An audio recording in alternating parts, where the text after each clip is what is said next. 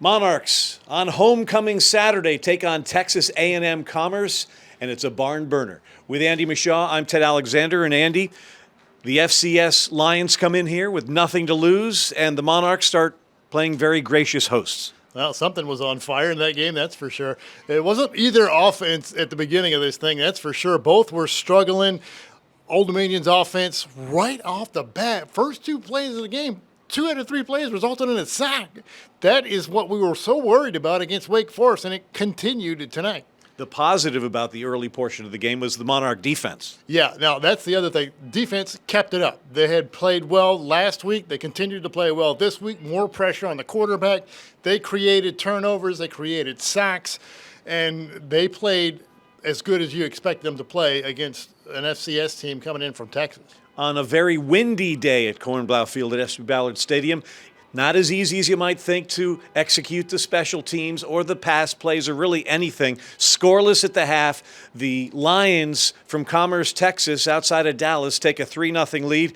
Jack Shields in at quarterback, his first extended play of his career, and he played well. He did. I mean, you're talking about Wilson made some bad decisions out there. When you got a quarterback as a head coach, he's not going to stand for making bad decisions. Bad plays is one thing. Bad decisions and bad plays, I think, is another. Now, who knows what's going to happen in the week going forward, but that's the reason Shields came in there, and he played pretty well. I mean, 258 yards, 14 of 20, I think it was, and a touchdown.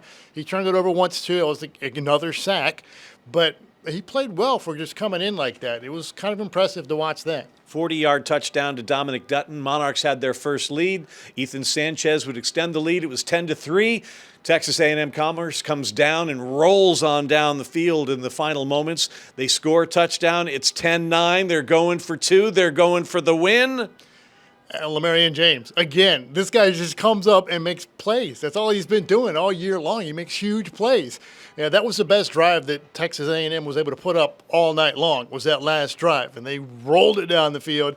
Defense gave up too much, got it into the end zone. Guy made a great catch to get it in the end zone, but then the defense erased their own mistake. James literally picks it off of the end zone, erasing any kind of chance at a 2-point conversion to give up the game. And, hey, it's a weird, close win, but it's still a win. Still a win. Monarchs go to 2-2 after a 10-9 victory over Texas A&M Commerce. Biggest thing to work on is protection of the quarterback. Absolutely. I mean, 10 sacks against Wick. They gave up 8 sacks tonight against A&M Commerce, and you can't do that. That cannot happen. I don't care who's playing quarterback, whether it's communication on stunts, whether it's running backs helping, whether it's quarterback setting protection or holding it too long. Whatever it is, it's got to get fixed.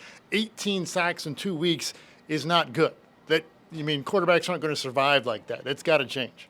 Monarchs go 2-1 in their 3-game homestand. Now it's off to Huntington for a Sun Belt Conference clash against Marshall. Once again, the final: Old Dominion 10, Texas A&M Commerce 9. For Andy Mishaw, I'm Ted Alexander for Monarch Media.